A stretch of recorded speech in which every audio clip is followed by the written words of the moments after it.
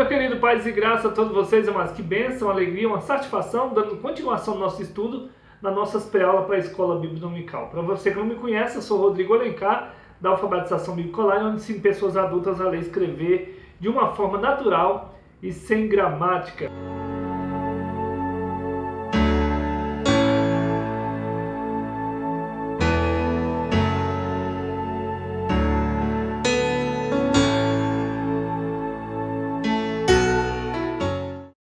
Para você que está assistindo pela primeira vez, seja bem-vindo, receba o nosso abraço e o nosso carinho. Desde já eu quero pedir você para nos ajudar, curtindo, compartilhando, fazendo o seu comentário. Se inscreva no nosso canal e você ficará por dentro de todo o nosso conteúdo. Essa lição, essa revista é do segundo trimestre, nós estamos agora em 2020. O título dessa lição é Igreja Eleita, Redimida pelo Sangue de Cristo e selada com o Espírito Santo da Promessa. Essa revista é uma revista da CPAD, Estudo para Adultos, e agora nós alcançamos a lição de número 13, que tem o título também, A Batalha Espiritual e as Armas do Crente. Queridos, vejam só, o texto dessa lição se encontra na Carta aos Efésios, pode chamar também de Epístola, capítulo 6, o versículo 11, onde o apóstolo Paulo escreve assim: Revesti-vos de toda a armadura de Deus, para que possais estar firme contra as astutas e cilada do diabo. Verdade prática, diz aqui o comentarista, o uso da armadura de Deus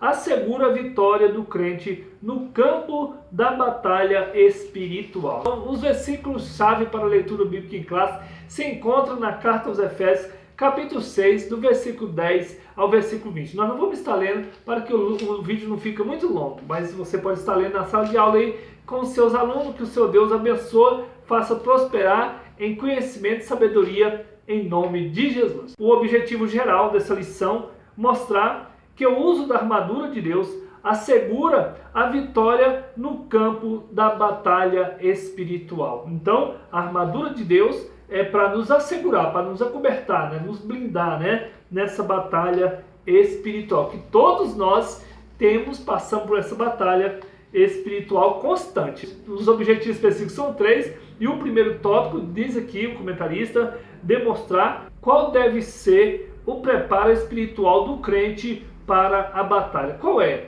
o preparo espiritual do crente para a batalha? Nós vamos aprender aqui, já no primeiro tópico. O segundo tópico, apresentar o campo da batalha espiritual. Também vai ser apresentado para você esse campo da batalha espiritual. Onde é que nós temos que nos posicionar. O terceiro tópico, quais são as armas espirituais indispensáveis ao crente. Nós vamos saber quais as armas que são indispensáveis, não pode faltar, Nós temos que estar municiados com essas armas. Essa lição de número 13 é a última lição desse segundo trimestre, Nós estamos finalizando aqui para ser aplicada no dia 28, domingo agora, de junho de 2020, E o ponto central, diz aqui o comentarista, o uso da armadura de Deus, assegura a vitória na batalha espiritual. Assegura, o uso dessas armas te dá, essa garantia, dessa vitória, Você já tem a vitória, na batalha espiritual. Aqui na introdução, o comentarista, ele diz assim que Paulo, ao finalizar a epístola aos Efésios,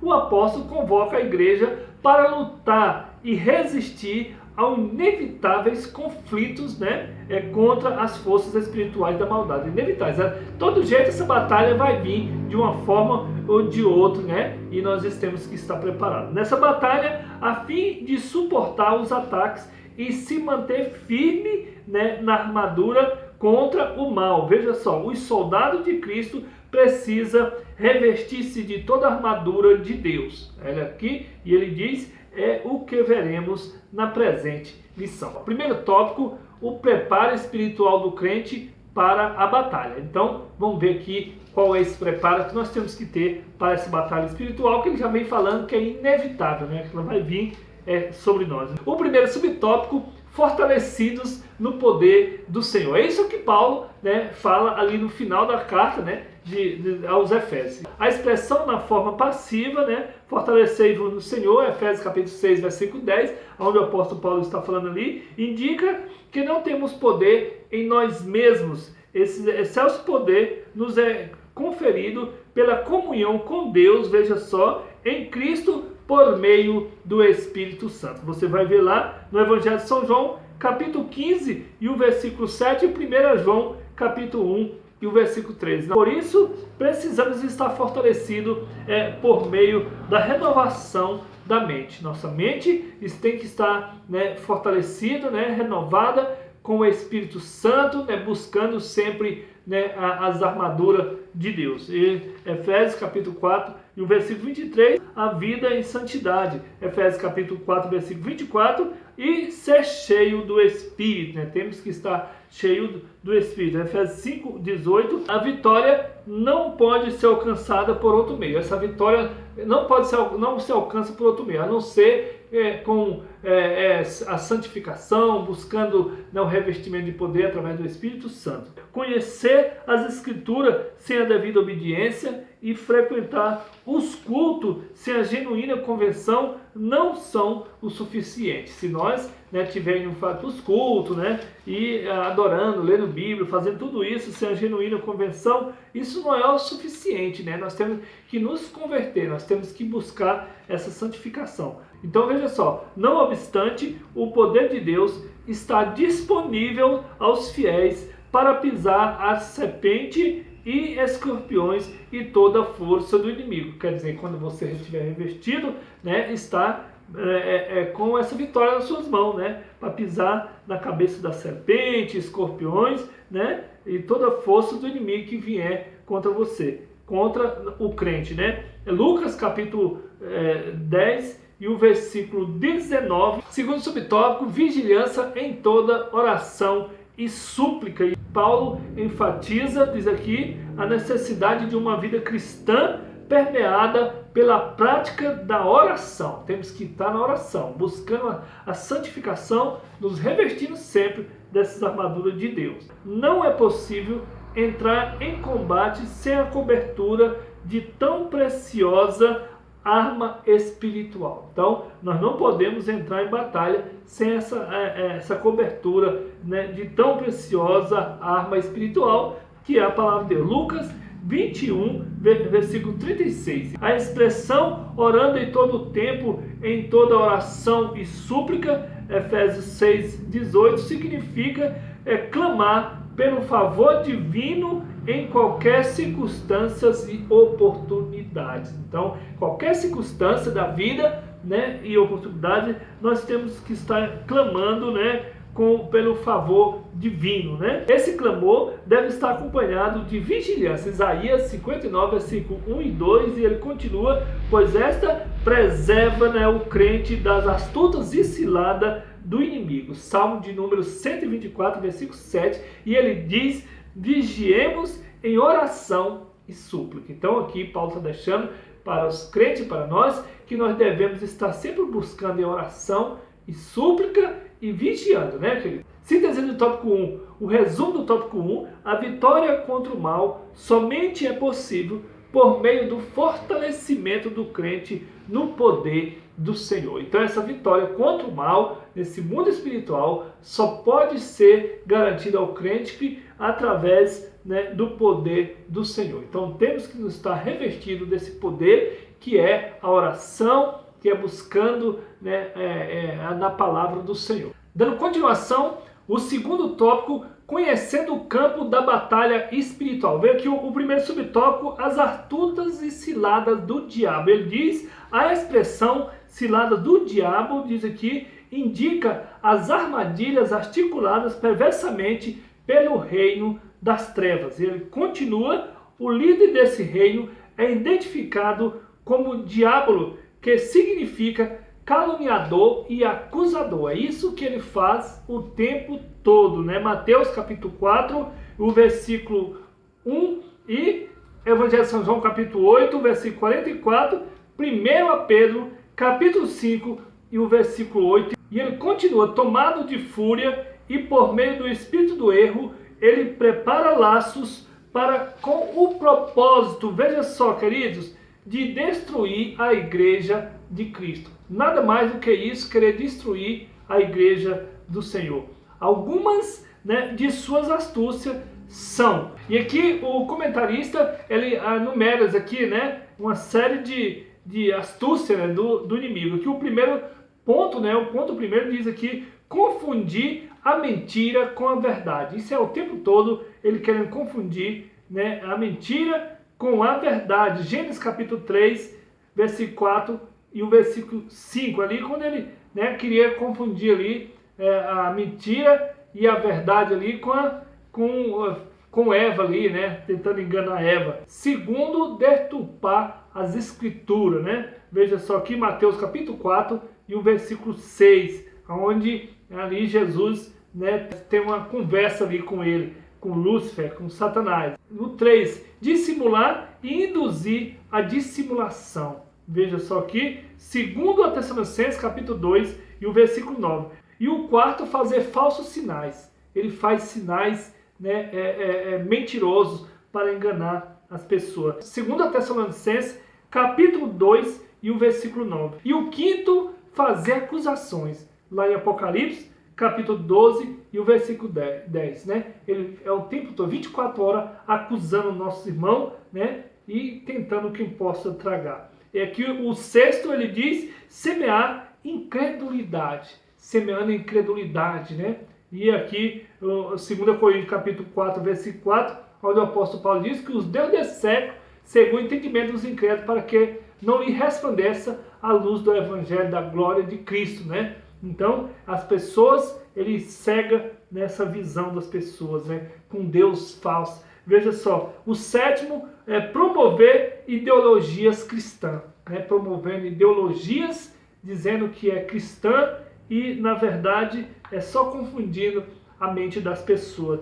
2 Tessalonicenses, capítulo 2, versículo 3 e 4. E ele diz aqui, diante desse quadro, o texto sagrado ordena, revestível de toda a armadura de Deus. Querido, nós temos que estar revestido de toda a armadura de Deus, para não ser enganado pelo inimigo, né? Evangelho de São João, capítulo 10, versículo 10, onde diz que o inimigo das nossas almas, ele veio para matar, roubar e destruir. Mas Jesus veio para trazer vida, da vida com abundância. Vemos aqui então o segundo subtópico, o conflito contra os reinos das trevas. Veja só, Paulo enfatiza que esse conflito não é contra carne e sangue, né? Mas ele diz aqui, não se trata de luta contra o ser humano, não é luta contra o ser humano, né? Mas contra o reino das trevas nas regiões celestiais, querido. Então,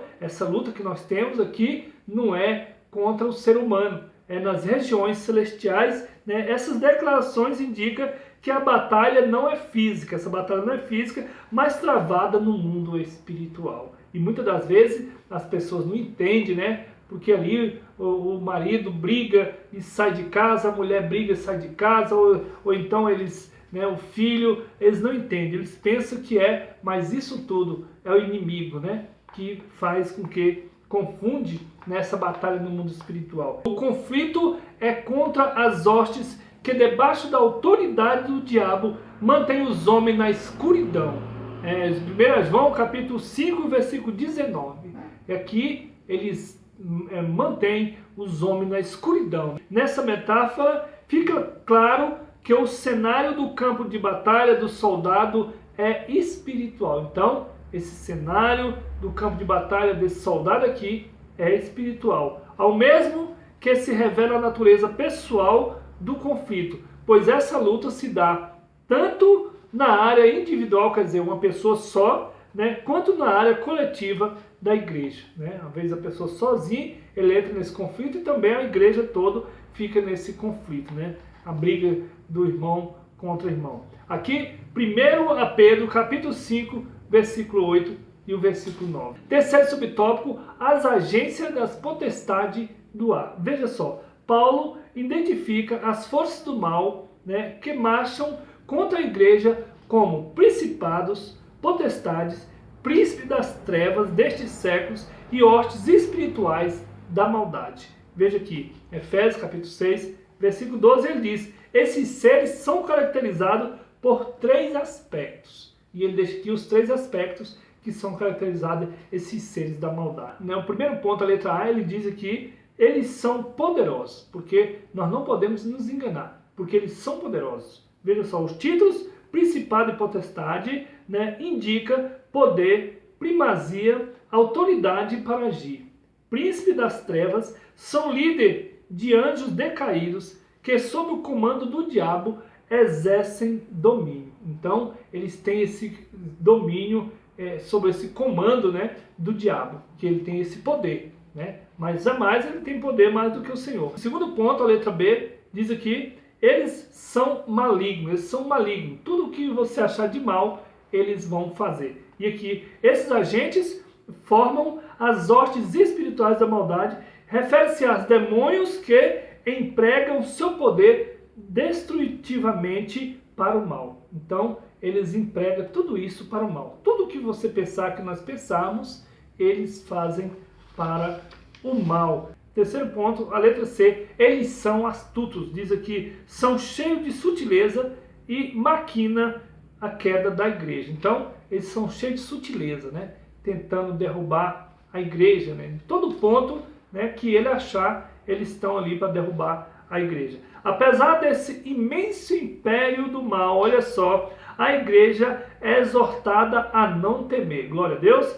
Somos incentivados a lutar e, sobretudo, queridos, vencer, pois o Senhor da igreja está elevado ao nível acima de todo principado e poder e potestade e domínio. Glória a Deus. Aqui, Efésios 1, 21. Então, por mais que eles tenham esse poder, mas nós devemos estar revestidos de poder, porque o Senhor Deus, né, está sobre todos, né, potestade, né, acima de todo principado e potestade e domínio do mal. Amém, querido? A síntese do tópico 2, o resumo do tópico 2, o crente precisa conhecer o seu campo de batalha espiritual para que possa guerrear contra o inimigo e receber a vitória. Terceiro tópico, as armas espirituais indispensáveis aos crentes. É assim, queridos, como um soldado que vai para uma guerra, que ele não pode faltar o seu revólver, a sua metralhadora, assim também esse soldado aqui no mundo espiritual, ele não pode faltar essas armaduras aqui, que é a de Deus. E aqui o primeiro subtópico, a armadura completa de Deus. Veja só, a imagem que o apóstolo usa é de uma linguagem retirada, né, do contexto militar romano. Então ele vai fazer a comparação aqui com as vestimentas ali de um soldado, né, romano. Olha só, e ele diz, a expressão toda armadura traduz o termo grego panóplia, né, que significa armadura completa de um soldado fortemente armado. Então ele diz aqui, né, que a expressão toda armadura, né, traduz do grego, né, neóplia, que significa armadura completa de um soldado fortemente armado. Um soldado fortemente armado tem que estar com essa armadura completa. A referência de todas essas armaduras aqui, Efésios capítulo 6, versículo 11 e 13. A carta, a orientação não era para usar armas próprias, mas tomar equipamentos dados por Deus, resistir bravamente e marchar contra a potestade do ar. Então, essa armadura, ela é espiritual, né? Não podemos tomar armas próprias, né? E naquela vez da batalha lá de Davi com Golias, ali o rei Saul que ofereceu ali, né, as armas dele, os vestimentas, e Davi estava ali travando literalmente uma batalha, mas ele estava também firmado ali no mundo espiritual. Bem, queridos, buscando a força espiritual de Deus. Segundo subtópico, as armas indispensáveis de defesa. Essas armas aqui não podem faltar para a defesa. Diz aqui, vejamos aqui uma lista, queridos, de armas espirituais disponíveis aos soldados do Senhor. Aqui, essas armas aqui é do Senhor, queridos. Então, elas são, né, está disponíveis, né, aos soldados que vai lutar essa batalha espiritual. Nós não podemos largar isso aqui e ir com as nossas próprias. Primeiro ponto, a letra A, ele diz aqui, cingido os vossos lombos com a verdade. Como é que era lá o soldado? Tinha um cinturão. E esse cinturão, ele está falando aqui que é a verdade que nós temos que ter. Em primeiro lugar, a verdade. Nesse sentido, faz-se referência da verdade da doutrina de Cristo. Então, nós temos que lutar com essa verdade da doutrina de Cristo, não com a ideia minha ou com algo que eu ouvi ou que eu aprendi com alguém, não. e a integridade do soldado, né? Que essa integridade e essa doutrina que é de Cristo, a verdade, está na palavra de Deus, e tudo isso nós aprendemos com ele. 2 Coríntios, capítulo 13, e o versículo 8. Segundo ponto, a letra B diz que vestido a couraça da justiça. Que couraça da justiça é essa que eu vou pegar? É algo que eu aprendi? Os meus jeitinhos que eu aprendi? Ou pegar as vestimentas ali do soldado romano? Não. Essa couraça da justiça, ele diz aqui, refere-se à justiça de Cristo e à retidão do soldado no campo da batalha. Então, nós temos que estar, revestido, com a justiça de Cristo, que é a verdade, que é a palavra, e também a retidão do soldado que na batalha. Firmeza que nós estamos, em Cristo, firmeza que nós estamos pregando a verdade, que nós estamos com a verdade. Então, veja só aqui, Romanos capítulo 5, versículo 1, 2 Coríntios 6, versículo 7. Terceiro ponto, a letra C diz aqui, calçado os pés na preparação do evangelho da paz. Que calçado é esse? É um sapato do melhor que existe? Era um sapato que eles usavam a bota de ferro, de ouro, algo assim? Não. Esse aqui é o evangelho, querido. Olha só, refere-se à firmeza que o evangelho proporciona e à prontidão do soldado em testemunhar de Cristo. Romanos capítulo 1, versículo 16. Então, aqui nós recebemos a palavra, cremos na palavra, andamos em retidão e não redamos e damos testemunho dessa verdade. Amém, queridos?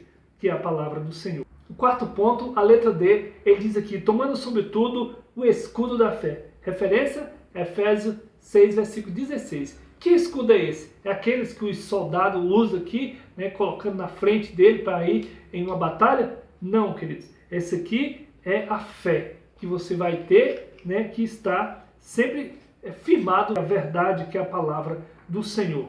E essa fé tem que ser inabalável em Deus, que detém a eficácia das calúnias e dúvidas e rebeliões disparadas pelo diabo, porque são várias as que vêm para te destruir nesse mundo espiritual, E ele diz aqui que sempre vem, às vezes, para uma pessoa só, vem para toda a igreja para confundir. Então, nós temos que estar, revestido com essa armadura, porque quando vem algo sobre você, mas você está firmado na palavra. Lá no Salmo de número 91, diz que o Senhor é a verdade que bloqueia todo o mal que vem contra nós. Você vê que Jó, quando ele estava lá na casa dele, sempre fazendo as orações, ofertando a Deus, agradecendo a Deus pelos filhos, de repente chega um e fala, morreram todos os seus filhos. Quer dizer, ali é uma flecha que vem para destruir a fé dele, de Jó. Aí vem outro, olha, seus camelos, seus bois, seu gado, morreu tudo. É outra flecha.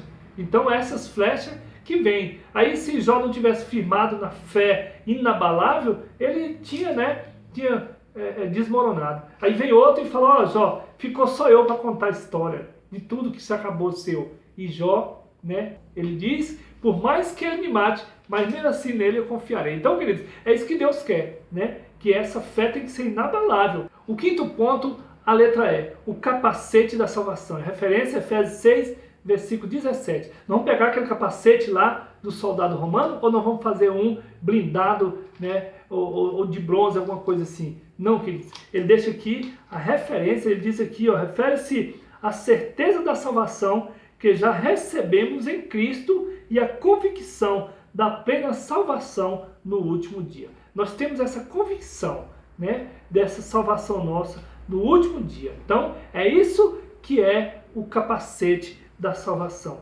Primeiro, a Tessalonicenses, capítulo 5, versículo 8 e o versículo 9. Glória a Deus. Terceiro subtópico, a imprescindível arma ofensiva. Ele diz aqui, finalmente, a espada do Espírito, Efésios 6, 17, a única arma disponível, tanto para a defesa, quanto para o ataque. Se você for se defender, é a arma do Espírito. Se você for atacar, é com a arma do Espírito, que é a verdade, a palavra do Senhor. O termo grego para ela é machaíra, identificada como espada curta, dos soldados lá como espada curta, o nome que identificava. Isso significa que o combate é pessoal, né? E o enfrentamento é diário e acontece corpo a corpo. A espada do Espírito é identificada como uma palavra de Deus, inspirada por Deus, e ela é penetrante. 2 Timóteo, capítulo 3, versículo 16, Hebreus, capítulo 4, e o versículo 12, ele diz: ela deve ser usada tanto para resistir às ciladas do diabo, Mateus capítulo 4, versículo de 1 a 10, né, quanto para derrubar as fortalezas de Satanás. Então, ela é usada para todas as coisas. Mateus capítulo 10, versículo 19 e 20, 2 Coríntios capítulo 10 e o versículo 4. Então, nós temos que estar revestido com a espada do Espírito, que é a palavra de Deus, a palavra da verdade. Bem, queridos? Síntese do tópico 3, o resumo do tópico 3 diz que as armas ao nosso dispor são indispensáveis para resistirmos aos ataques das trevas e permanecermos inabaláveis. Essas armas são indispensáveis, né, para que nós venhamos permanecer inabaláveis. Terminamos então, queridos, o segundo trimestre aqui, essa aula de número 13. Quero deixar aqui o meu abraço, meu carinho a todos vocês, a paz do Senhor Jesus e até a próxima aula, se assim o Senhor nos permitir.